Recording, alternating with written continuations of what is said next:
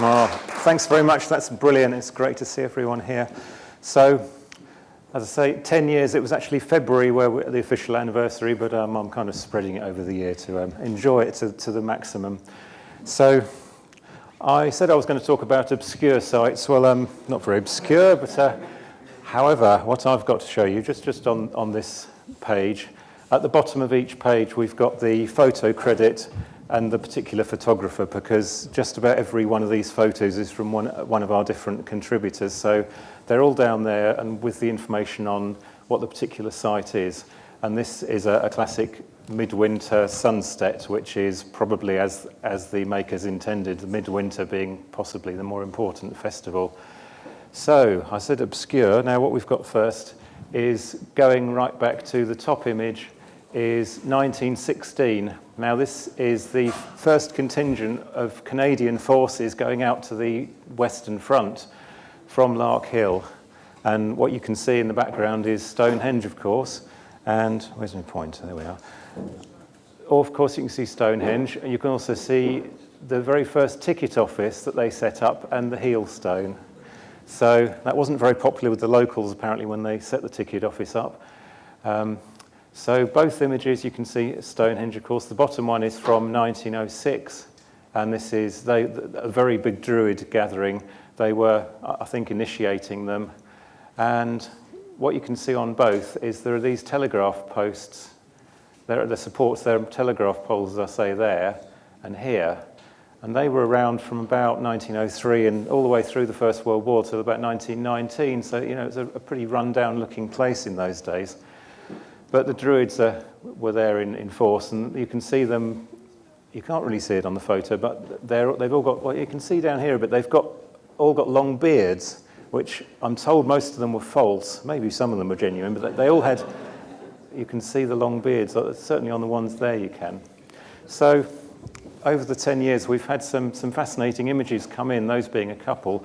The top one of us actually spotted on eBay. It was being auctioned, a postcard, a photo.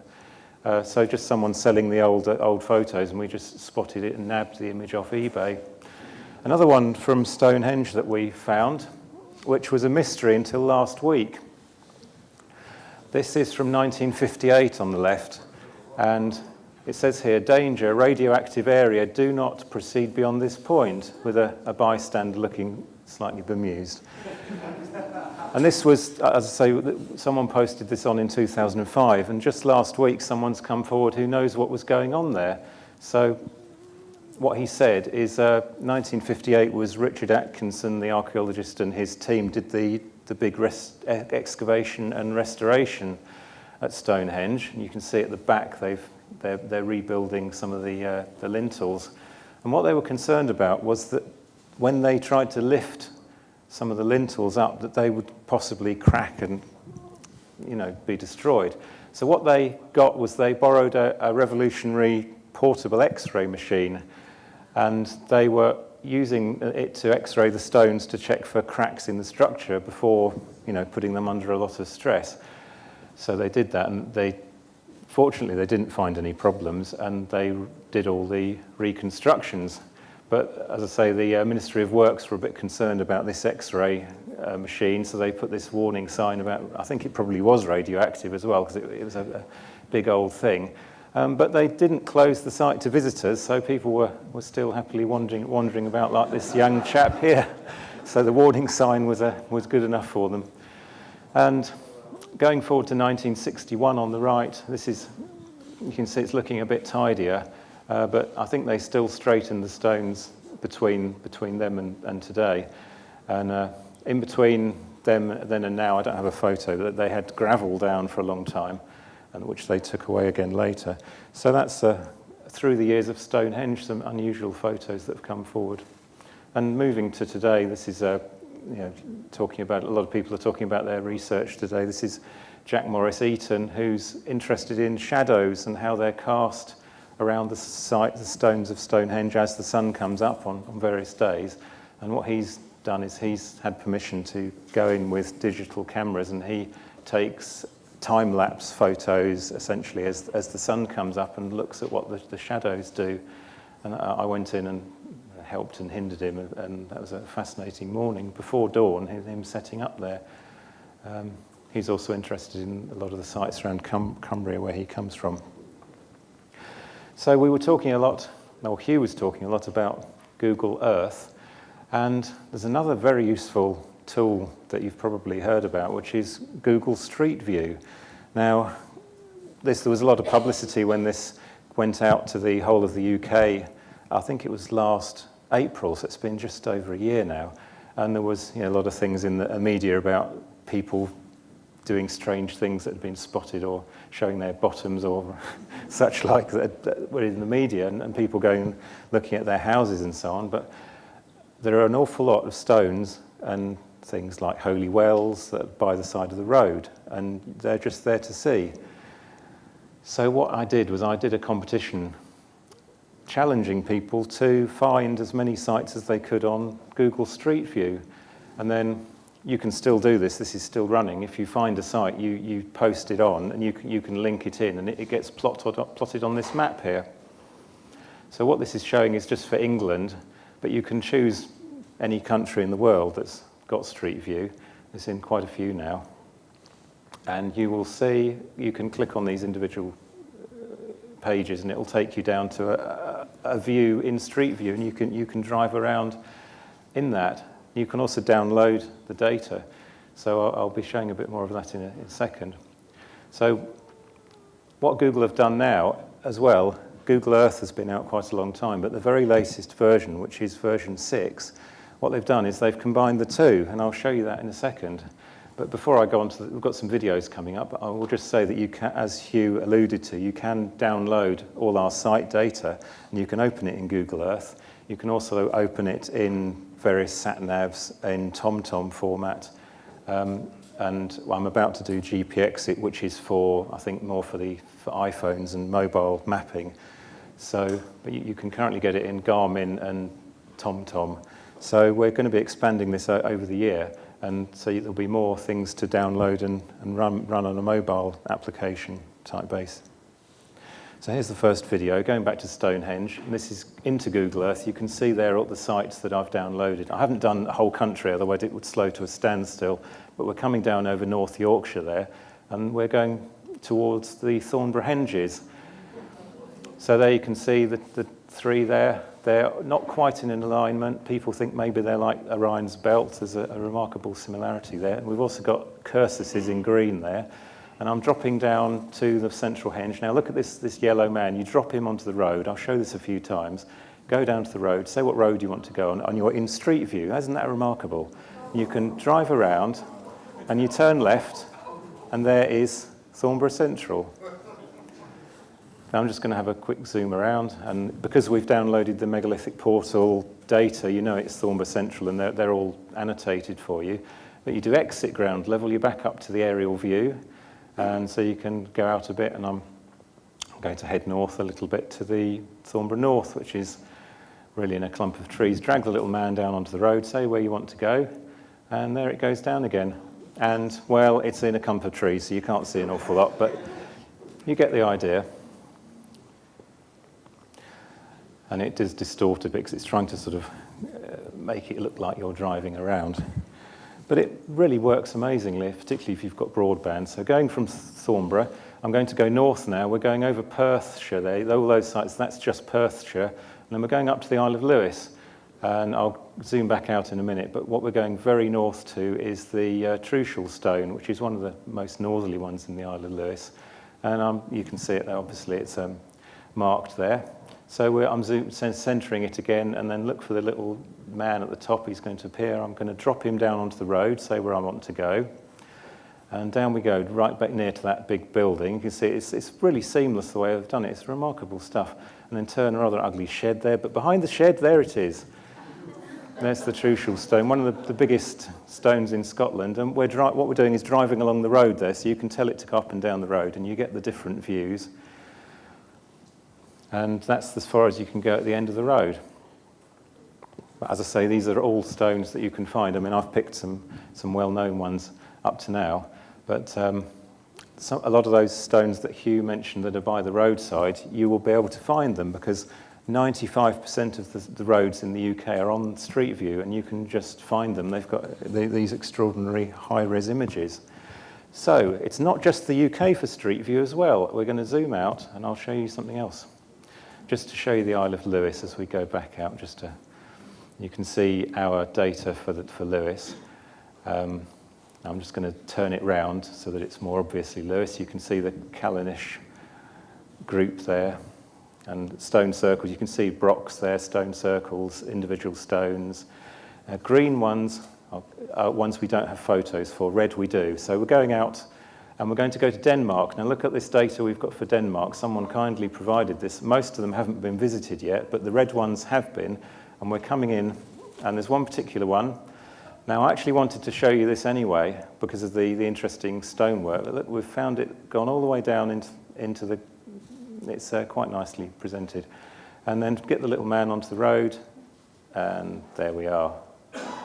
So that is, again, Google Street View.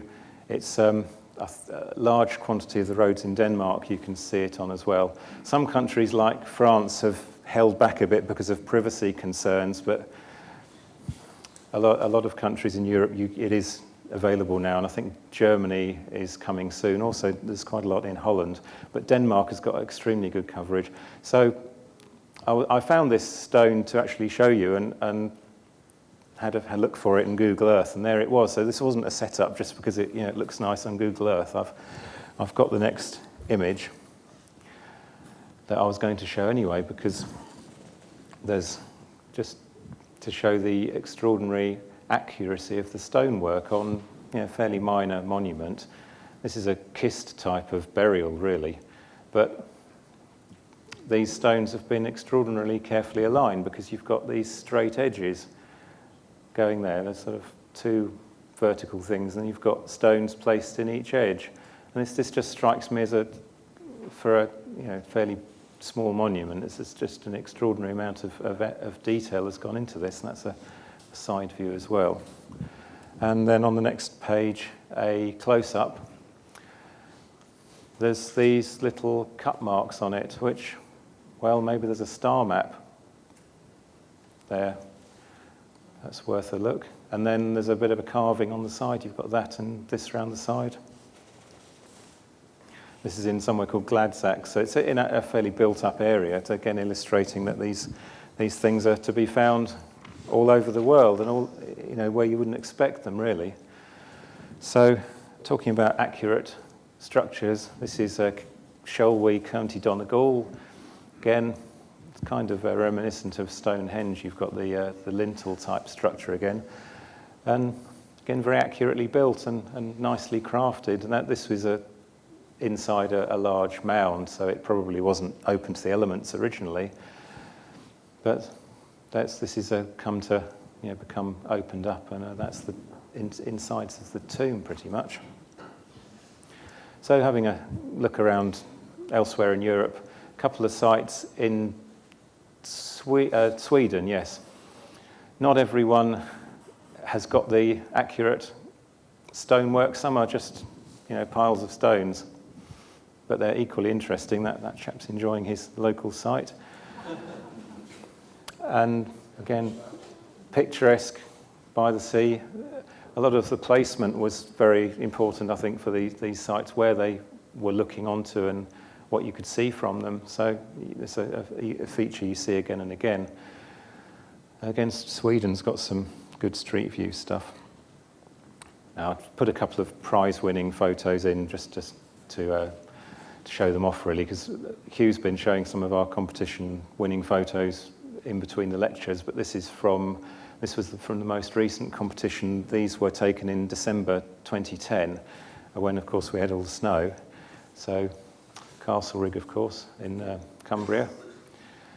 And talking again about Google Earth briefly, something else you can do now is they've introduced a time feature where you can set the time that you want to look at. And I'll show that now. So you can say, I would like winter solstice, please, at the sunset. And you can set that up, and you can basically line yourself up, and you can set it going as a video. And as I say, this is just running in Google Earth, which anyone can download. I would really seriously encourage you to do that and try it out. And you can make your own discoveries, literally. You can look at alignments, and you can look at, you've got the hill there, you've got the hill line. So I haven't had much time to look at all these, but you would, I'm sure there'll be notches and such like in the hills. So you've got, accurate terrain there. And if you get down at ground level, it even dims things as it goes down. So isn't that lovely? And another one in Cumbria is Blakely Raise. Now this is interesting story behind this, because around the Second World War they found all these stones and they excavated out all the stone holes, and they put the stones pretty much back in their original stone holes. So this is a remarkably well preserved stone circle with the original stones in the original holes where they would have been. So if you're going to look at alignments and astronomical things, this is probably a good one to look at. And while I was in Google Earth, I've done that for there again, so you can see Blakely Raise, and there's a nice notch there. It doesn't quite line up at the moment. What you can't do is go back 3,000 years, unfortunately, and see how it would have looked to the ancient people. But perhaps they'll add that back in. They've added a lot of features. So, and just to show you, this is a sort of 3D representation. You can move around and look at different things while the sun's doing that as well. So that's anyone can try that out. And there goes the sun behind the hillside. So just a quick look at the megalithic portal. I'm just 5 minutes on this. This is the front page. We've got the individual maps coming in and side. You click on the top menu. I've just gone into the detail here. This is, you can see latest information from everyone, latest photos and gallery comments. Forum down here is pretty active. New feature is visit logs. You can click on the right-hand side, I've visited or I'd like to visit, and you can make your own notes, which appear in your own list that you can download and use separately. So that's new for this year. And going down Scotland, going to Perthshire, as I said, Perth and Kinross. Now just to show what you get on the actual pages themselves. So we've got loads of filter things that you can use here. It said too many sites to plot, so it's saying you need to put a filter in, otherwise there's just too many. So I'm going to go back up and I'm going to have a quick look at standing stones. And then the map will update. And on each of these little points, if you click on them, you get basic details, and then you click on them and you can go in and find more information. You can, if you're set up, you can do that for mobile as well. If you've got a mobile mapping application, you just need to set that up and then download the data and stick it in, which is a little bit of a fiddle to do. So we're going to try and do it as a single download, so you can get a mobile map with the data already downloaded. But I've gone to stone circles here, so we get a little thumbnail of each of the stone circles, and I think there's 3 pages of them. There's then more of them here, and you get a little view of each of them as you go down with the information, the grid reference, and then final page there. And you can choose different types of site. You've got burial chamber, cairn, rock art, sculptured stone, hill fort. Got museums, got ancient crosses. I shouldn't overlook, because that's another fascinating area, and holy wells as well, which, as I say, you can particularly see beside the side of the road, because a lot of them are visible that way. So I've gone to Stone Rows now. This is just to show that you can get the information there, and click on that one. And there's one particular one to demonstrate the street view again. So this is called Comrie. Now if I click on that, I go to that page, and then we've got a photo from one of our contributors. But what the portal also does is it finds nearby images from Geograph and from some of the other image servers as well. And so it's got those that you can see coming in from other places. So we try and collaborate with the information as much as we can. And I'll click on that and show this is coming in off Geograph. Someone sent. It's possibly a stone circle, this site, or a 4-poster at least anyway. So it's currently 2 stones. So I've got it under row, but it was potentially a 4-poster. And this is going down the page. This is the nearby sites. The orange one is the "you are here," and then you can see the nearby, and then it plots them out as to where they are next to each other. And this is useful for printing things out if you just want to be low tech and print out the page. You get all the nearby sites. So those lines there, you click on them, and you can go to various other applications, again, Google Maps. So you've just seen this earlier, but you can do this on the web page as well. Get the little man, just center it up first, get the little yellow man and drag him down. And then I'm just zooming in first, so just to show you that you can actually see these stones from the air. So you've got 1, 2 stones there. And you can see them quite clearly from the aerial view. But as I say, Google Street View is a remarkable thing. So we're going to get the man now. And there he goes. So it shows you where you can drop to. You choose somewhere, and it's going to come. There we go. And we can see from where we were that we need to just turn right a bit, and there are the stones again. And you get pretty high-res imagery there, so we can zoom in and get a reasonable view of them. So a pair of stones there, but literally by the roadside there are just stacks of these. So we've found about 1,000 up to now, but I don't think any of Hugh's ones are there. So there's some of them to find as well. Just moving along the road, go past the tree, and it just downloads that, and you've got a second view there. So you've got a sort of panoramic view round of all the things. And once you've found your particular view that you like, you can link in from here, and you can paste it into the Megalithic Portal or onto your own website and show people what you found. So we're going to leave that back. Oh, I just put that in case this videos didn't work. This is from Sweden, just another site by the side of the road. So we've pretty much seen a lot of street view now. So we're going to have a break from that and go back and have a look at some of the sites around the world that some of you may not have seen. So this is in Brittany's Finisterre, and it wasn't originally. This shows the effect of sea level rise over the last 3,000-4,000 years, because this is now being lapped by the tides twice a day. It's a classic chambered tomb, I think. You can just about see the structure.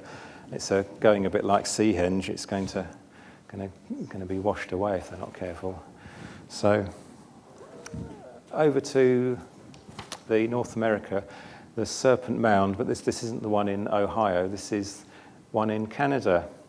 And Hugh was mentioning golf courses earlier. Well, this isn't a golf course, but it looks remarkably like one. So I hope they don't turn these mounds into bunkers and things. It's a very green and pleasant view. But this is a Serpent Mound, which is quite difficult to photograph because they're quite low mounds. But you can see there's an elevated platform there. And these are from Native American times, from many thousands of years ago up until probably before the settlers arrived. So these go up into quite recent times. Another one we've got is in Portugal. This is a natural stone. So again, Hugh's been finding some of his erratics. Now, just because they're natural doesn't necessarily mean they weren't revered by ancient people. Because there's a custom here that continues to this day, with lovers and people going to get married and such like throw stones up onto the top of this for fertility, for their union and such like, and that goes on to the present day, as I say. And this has got some interesting markings on it, this stone as well. But this is a natural rock formation that has been turned into a sacred site, essentially. So this is south of France. Now that could be a phallic stone, but may not, because there's more to it than it initially appears. Because if you look down the road a little way, there is another stone just down the road which has been stood up there. And that actually fits on top of these. So this is 4.5 meters high, but if you add this one, you've got 6.5 meter stone, and it's remarkably thin. So that's a very strange looking phallus if you put that on top. But this is certainly an ancient stone, and it goes up to 6.5 meters. And then I've taken the page map and I've zoomed it out so you can see the whole of France there, and that's to show whereabouts in south of France that one is. So again, staying in that sort of area, that stone was a lacam. This is lacam de Pyrénées, which the lacam word is from the ancient Occitan language, and it literally means a place of megaliths. So they had a word for megalithic sites, so this must have been of considerable interest to them. And this is a classic stone circle, really, with a lot of very original stones and in very good condition. So these traditions are worldwide if you look for them. And they quite often may have had symbolic meanings. Now, I've put this one in to show that partly our interest in modern stone circles. We recently tracked down, there's a stone circle that's been built on the edge of Dartmoor by Dawn French and Jennifer Saunders and Adrian Edmondson have got a patch of land just outside Dartmoor, and they've built a stone circle on that, which you can see from the moor. So we've added that in. So, and also the Druidic Welsh bardic circles, you can see those as well. And this is in the centre of Winchester. I put this in because it illustrates how you can put symbolic meanings to the different stones, and I would imagine ancient people would have had attached their own symbolic meanings as well. So you've got a throne here, which I think that looks remarkably Maltese, really. You've got the ancient throne, and you've got the bishop stone, and you've got one representing the city as well. And in here you've got a little blue stream representing the river running through. And these have all been given symbolic meanings by the artist. And this was put in 2002 for the Queen's Diamond Jubilee. So over to Poland, this is a combination of stone circles and mounds, which you don't see anywhere else, I don't think. You've got barrow mounds with a stone. If you look in the background there, you've got a stone circle round the mound, and you've got a mound there, and you've got a stone on the mound. So this is a sort of combination of different traditions which we don't see in the UK. This is called Wezery, and there are quite a few of these in Poland. We've actually got a Polish contributor who's studying at the University of Reading at the moment. He's been finding a lot of sites for us. So if I go on back over to North America, this is one of the Ohio mounds, but showing that, again, continuation of use, because this was taken over by the incoming settlers for their graveyards. You've got an Indian mound there, and because it's in a modern graveyard, it's been left and not been dug into by antiquarians and such like, so it's remarkably well preserved and could potentially be interesting things to find in there and excavate. This is in Riley Village in Ohio. And staying with Ohio, this is the Newark Earthworks, which are over 55 acres. And as you enter them, you don't see all these mounds to start with. They are arranged in a sort of theatrical way so that you get a reveal as you go through, and you sort of process down, and you then, the whole of the complex becomes laid out to you. And the earthworks are about 4 to 7 feet high, and there's good protection because this is a national park, but a lot of the sites in America don't have the same protection that they do in the UK, so a lot of them are being bulldozed and being built on, but particularly Native American rock piles, which are quite controversial sites. I mean, they're similar to some of the cairns we've got over here, but they are not all accepted by archaeologists, but that they are fully ancient. But we've got people out there who are researching them and trying to put these on the map, as it were. This is another one that's been subject to some interesting research in Arizona. Now, there's all sorts of animal and human figures in the deserts or in the region around here. And this particular one here's a spiral, of course.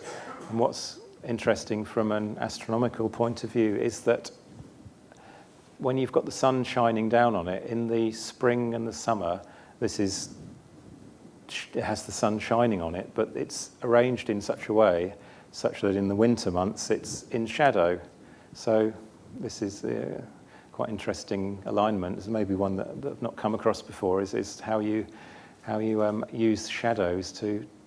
Actually, no, there's a site where the shadow marks in California. There's a famous site where you get the shadow forming a sort of dagger. So that's also on the portal to find. But this is thought to be about 1000 AD. So it's relatively recent in megalithic terms, but there's still a continuation of tradition going on. This is in the Saguru National Park. So just to show the similarities with some sites in the UK, this is Goat's Crag, which is quite near the well-known Routing Linn, and got rock art with spiral or it's concentric circles at least anyway. And again, you've got a very interesting placement in the landscape where, looking out, I think that's probably significant. So there's a lot of those to be found in Northumberland, a lot of rock art, of course. So we're going to have a couple of more videos now, so keep an eye out, because these are, you blink and you miss them, as it were. So just going briefly back to Thornborough from northern. We're going to go over Italy now. I'll just put Italy on so you could see that going over. And we're heading now for Egypt, just to show briefly what Google have got in Egypt, and also some of our photos. So you can tell it to go down to ground level. And what they've done is they've modelled quite a lot of the pyramids in 3D, which is pretty clever. So there we've got Maiden Broken Pyramid, which, I don't know if I switch to my version of that.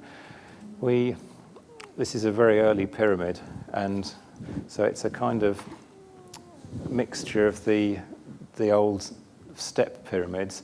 And this was I think this was the first one where they were trying to build the smooth outer surface, and it went horribly wrong because it collapsed during building. So we think of the ancient Egyptians as these great godlike people, but they had their disasters too. And that was one of the first attempts.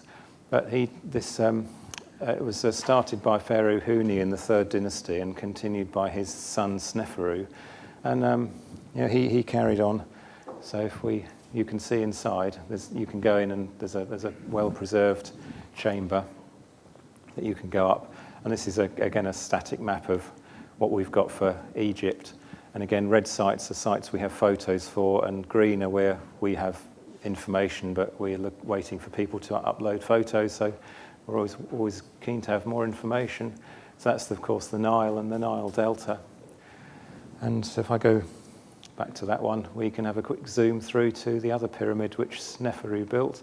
Just scarp over Egypt, so you can see the Nile again then, and it's going to turn round and take us down to Sneferu. Sneferu's bent pyramid. So he didn't have a lot of luck with pyramids, this chap. Again, he was building with the 54-degree angle you can see here at the bottom.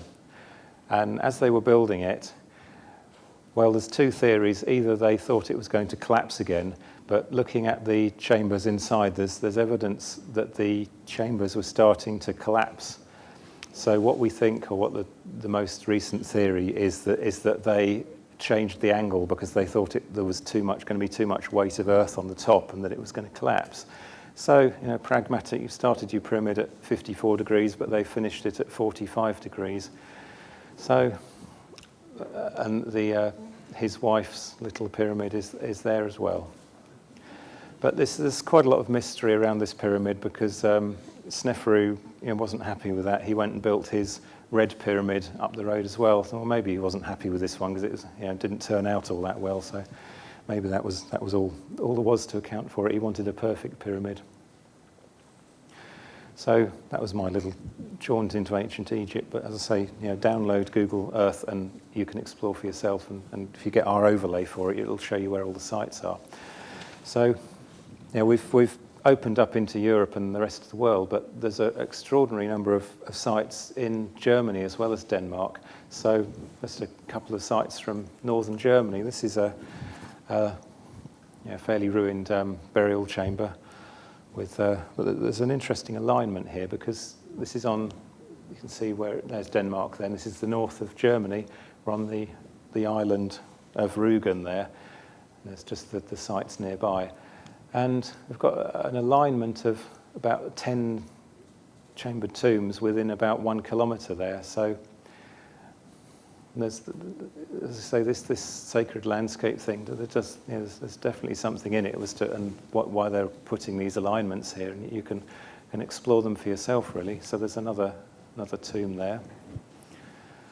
So, as I say, if you go to Germany, you've got a huge resource, and also France. We've got several active people running the site with myself who are from Germany,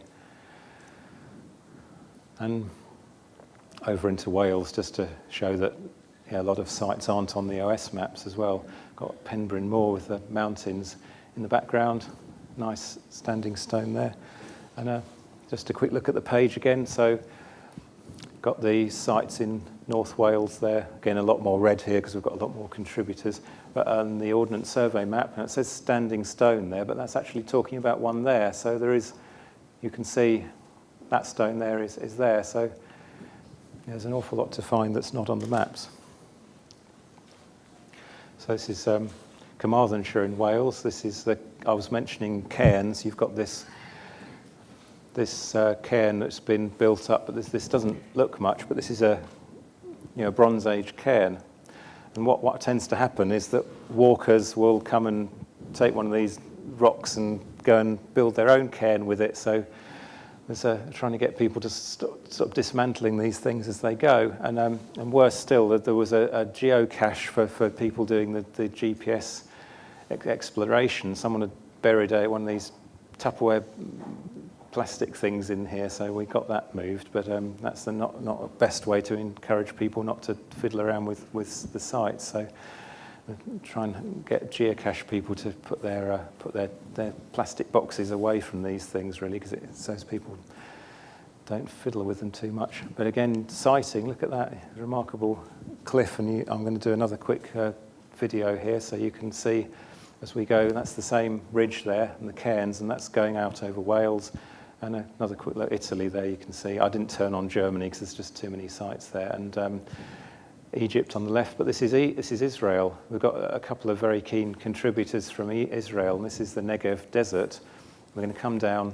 There's an archaeologist and a chap who runs tours in the desert. So if you're going out there, you can go around and see some of these sites. Now, some of them aren't all that impressive, but bear with me. This is a this is really an overnight, so it's a settlement sort of overnighting spot by a wadi spring, which has dried up now, but it was 40, 50 years ago, it was still running. And, well, not a lot to see there. However, in the nearby landscape, you've got some very interesting stones. You've got that one, which just spooks me out, because this is a Eyes Massiboth, which is essentially that's the biblical term for a standing stone. The plural is Massiboth. That's a Massibah for a single one. And well, the eyes look like have been carved there, and this is very, very ancient. This is 4000 BC, they think, and these things are around in the desert just to find. So it's worth taking a trip out there certainly if you're going, and looking at some of the more obscure sites as well as the well-known ones. So again, staying in the Negev Desert, this is until I'd seen this, I'd never seen anything like it. This is a leopard's open sanctuary, it's called. You've got these leopard figures, and they've been restored slightly, but essentially this is a continuing use thing again for thousands of years, because the Bedouin tribes people were still adding on to them and revering them up until quite recently. So you can see quite a lot of these sculptures. So it's a rock art actually made with little rocks, and if we zoom in on this bit here, then you can see it's like a mini stone circle. They've just built with little tiny things about that big, this is the most sacred part of the centre. And they're there again. This is ancestor worship.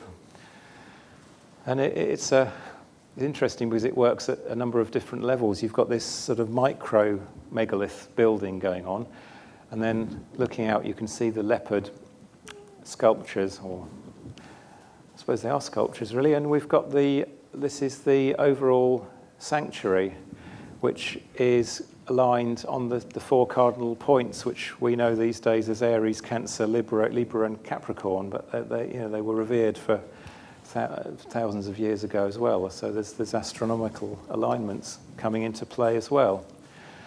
So, representations of animals and representations of faces as well. This is a Ledahu in Guernsey. It's quite similar to West Kennet Long Barrow, really, because you've got side chambers and you can go in and see it, and it's got the stones around the side. But what this has is on the ceiling you've got this extraordinary carved head figure, which is on the ceiling up here. So that's just one example of it's kind of the same as the statue menhir tradition of northern France, which we'll see here.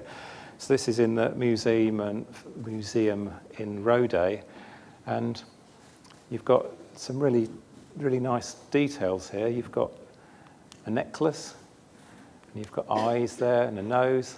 There's no mouth for some reason. You've got a couple of nipples there and a Y collar, little hands, belt, and feet, then toes, and then round the back you've got what looks like material. So you've got the belts, you've got a kind of cloak thing as well. And there's a close-up on the Y collar. So really detailed sculpture. You can't see this one so well, but this is the same idea. You've got a carved statue menhir, and on this you've got, again, rings for eyes. There's no nose on this one, but you've got arms and hands. You can probably just about see things there, and you can just about see the toes there. But there's a belt and a buckle, and there's a boomerang on the side. It's identifiable as a boomerang. So there's some fascinating carvings. And it looks like, I always think this is a nice place. Just looks like a nice place for a picnic. It's got a little covering over it. Just a pleasant spot. But a bit of a theme section here. That's not quite such a picturesque way of protecting your site. I always think this is one that reminds me of something James May would come up with. Stick a shed over it, basically. But this is a statue menhir again. This is a fish stone. There's fish engravings on this, and this is in Japan, so you've got Japanese writing. Now, just talking about Japan briefly, our contributor, Asker from Japan, has found loads of stuff from them. We'll see a flyover of Japan in a second. But some of these megaliths in Japan were set up in ancient times and also more recent times to mark the extents of where tsunamis had gone to in previous generations. So they've been set up, some of them, to mark as a warning, and of course, modern man has completely ignored that and what's happened. But you can find stones marking extents of tsunami and that sort of thing. So we're still waiting to find out how many of these stones have probably, some of them have been damaged, but hopefully the bigger ones will still be there. But my friend out there was in Tokyo and went through a lot of it, but not as badly hit as many people. But there's been a lot of closures and a lot of food shortages. But back to the sheds theme, this is in Portugal. So from one that's in a shed to a megalith that's actually been turned into a shed. So who could do such a thing to the... They've got the capstone there and the side things, but someone's filled it in with their own walling. And as I say, I don't think they're using it anymore, but don't try this at home with your... That's just a silly one. So coming back to the UK, Derbyshire. So I mentioned we've got an event in Derbyshire on the 30th of July if you're going up there. It's free. We've got some talks at the Bullring Henge, which is in a village called Doveholes, which is they've built up around the Bullring Henge. So we're going to kind of honour and commemorate this henge and celebrate it over a day. And we're going to be having a picnic there as well and tours over the day and some talks and such like there. So if you're from the Midlands or North, come along and see us. It's going to be a free event as part of the Festival for British Archaeology this year in July. So in Derbyshire here, you can see you've got up on the hilltop there's a little copse of trees. This is from the nearby railway embankment. But if you go in close, you've got another giant capstone. So it's a long barrow that was presumably originally covered over. But there's monumental structures that weren't intended to be seen from outside, or maybe only if you crawled into them. But again, so from the recent snow. But this is a nice comparison with some sites I'm going to show in a second. But just another competition photo here. This is from the Lanyon Coit. We now do monthly photo competitions. So if you've got megalith photos, send them in, and every month people vote on them, and the top 10 go in to be judged, and the top 3 we award little prizes to. So I was going to come back to a similar site in South Korea. Again, snowy weather. You can actually see it snowing on that photo. So we've got some dedicated stone hunters. And this is a mushroom style of dolmen, which is, I haven't seen that many else around. It's quite unusual for South Korea as well. The most of them in South Korea look more familiar to what you will have seen already. Well, this is a real monster one. This is a gangwa, and they're very keen on their stones in South Korea, and they commemorate them with making them into parks and venerating them, really. So this is it's really enormous. If you look at the size of the fence there. And then a couple more in South Korea. This is, again, one's in the nearby areas. They've again turned this into a rather nice park here. And again, contributions from South Korea. We've got our red sites with photos and the green ones without. However, if we go up here, we're actually in North Korea now. And this is ones that we got out of a book from dolmens in North Korea, but you can see they're all green there. So none of us have been brave enough to go to North Korea yet and explore them. But there is stuff to be found there, and sadly the inhabitants of North Korea are not really allowed the internet, so they haven't contacted us, unlike people from South Korea. So there's things up there to be discovered as well. So moving across to India, this is they tend to have stone circles, but they tend to be small ones, and they tend to use them as funeral cremation pyres, but they do go back hundreds and thousands of years. So this is, again, you've got different ones in the background as well as that well-known one, and also in the area you have standing stones like you get in the UK and elsewhere. This is, again, going back many thousands of years in some cases. And elsewhere in India, this is the Krishnagiri district. This is in Tamil Nadu, and the whole hillside is covered with these constructions, which, again, it's similar to how you get in Orkney. The stone breaks away into these slabs, so it's made it quite easy to build dolmens, and they've just built loads and loads of them, and they're all around the area. There's hundreds. I think this is about 1 kilometre by 1 kilometre, and there's just hundreds of these things. And if you go inside, some of them have got little carvings in the top left there. And you've also got standing stones, which have been put up as well. So this is you've got similar to things you see elsewhere in the world, but a particularly local take on it with some of the locals there as well. And you can see that's what we've got for India. That's where that is.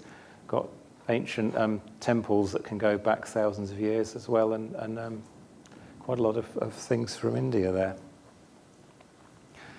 So just briefly back to Portugal. This is some again unusual shaped stones. They're sort of more rounded. You've got them in I think it's 94 stones. No, 94 in various shapes and sizes there in Portugal. There's a new museum opened up in Portugal celebrating their rock art as well. So there's a lot to see in Portugal. Now, staying in the Mediterranean, this is another of our prize-winning photos, but this is a Newark, so it's very similar to the Scottish Brochs, of course, which you probably spotted. And they've also got the stairways built into the walls. But what's interesting about these and about Brochs is that the stairways of the Iron Age Brochs don't seem to have been used. They seem to have had ladders that they climbed up and down to go to the upper floors. Whereas in Sardinia, they used the stairways to get up and down. But the stairways don't seem to have been used in the Iron Age Brochs. So why that is not clear. This is going to show one in Scotland to show the similarity and to show the stairway. Again, you can see internal to the walls. This is one in Skye. You can see the mountains of Skye in the background there. Again, a couple of standing stones. This is, of course, part of the Boskednan stone circle, or very well known in Cornwall. Nine Maidens is the other name for it. There's a grooved carving here on two sides of these, which is quite interesting. But really pointing to the heavens, worshipping the sun god, perhaps. Another pointing to the heavens. This is a winter solstice sunrise that one of our contributors has been out photographing at the winter solstice. And there's a lovely photo in the Welsh mountains. This is Brecon Beacons, I think. And again, you've got the ancestor, or the sun, I think it's sun god worship probably, with pointers up to the sky. But an interesting idea is, what if you do the same in reverse? You can have a pit which is dug into the ground and dug down very deep, and which has offerings put into it. And this is what they found they were doing in the late Iron Age, just near Epsom in Surrey. There's been excavations recently, and they've been excavating these out, and just finding these partly under the home base car park and partly in the land nearby. So you've got ritual shafts, which were of interest to the Romans as well, because the Roman road's gone just nearby here, the Stane Street, but opposite of a standing stone, possibly, it going down into the bowels of the earth. And standing stones really are used over many different cultures and many different time periods, because this is going over to Norway, and you've got, this is about 995 AD. This is commemorating a famous battle between Eric Bloodaxe and King Haakon in Norway. They were fighting over who was going to be king of Norway. And this monument, as well as commemorating the battle, it commemorates one of their loyal tribe leaders who was killed in the battle, called Egil Ugsert, which translates to wool shirt. So there's some spectacular monuments in Norway as well. And this is quite similar to one that came up earlier in the year. This is Norway. We're going to go out over Norway, and you can see there's a lot of red there for sites you can find in Norway. And over Russia, there's a few things in Russia to see, and China there. And this is going down to Mongolia. So this is the Mongolian desert, or the steppes anyway. And you can see there's very little there, but we're going down to these Mongol deer stones. And if I do the next slide there, you can see they've got carvings on. And these again go from thousands of years. So there's evidence of many thousands of years for the oldest ones, and to probably a quite recent tradition. But these are dotted all over this part of the world. This is one of the best known sites, and I've just brought in a few of them here. You've got the deer carvings on there. You can see deer there, and you've got obviously a head again. So it's an anthropomorphic type thing going on there again. So this is I think my favourite site of this year, really. The discovered this year, from my point of view anyway. This was going over Mongolia. This is, again, you've got North and South Korea there to see Japan, and there's an extraordinary amount of information on Japan there. Stone circles and temples and mounds and single stones. So we're going to come in here. This is in quite a populated area. You can see all those houses, and there's a little sort of, it's just fenced off there. And again, another phallic stone, but this is just a little one, so they're not always enormous. This is on the left. Now on the right is a more recent stone, but this is one that's come. There's also got a rope around it. Now what is going on there, I do not know. I haven't managed to. There's possibly some legend or something going on there, but you know, they're not casting boats off from it. And they put a rope around it. And there's a number of these standing stones and phallus stones in the surrounding area. So there's an extraordinary amount of stuff to find in Japan as well. And also hill forts in Japan. This is a really enormous one. This is from 663 AD and was built by Emperor Tenji. And this is on one of the islands between Japan and South Korea. So we've got really monumental structure there. And you can see that this is one of the fortified entrance ways. So hill fort there. And just to come back to the UK, we've got nice rainbow photo of Liddington Hill Fort in Wiltshire. There's a bit of folklore. You would get a good Google Street View there, definitely.